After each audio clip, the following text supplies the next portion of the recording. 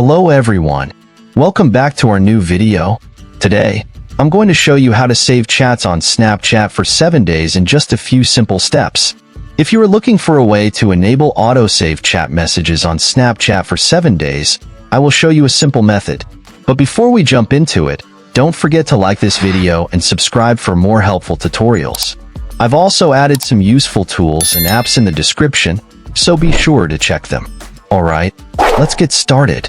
To autosave chats on Snapchat for 7 days. First of all, open the Snapchat app on your mobile device.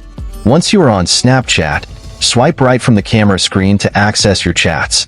Now, find and open the conversation you want to save the chat for 7 days. At the top of your chat conversation screen, tap on your friend's name. Now, your friend's profile page is opened. From the top right of the profile, tap on the 3 dots menu. A pop-up menu appears with different options. From here, tap on Chat and Notification Settings. Again, a new pop-up menu appears with different options. Just tap on Delete Chats from here.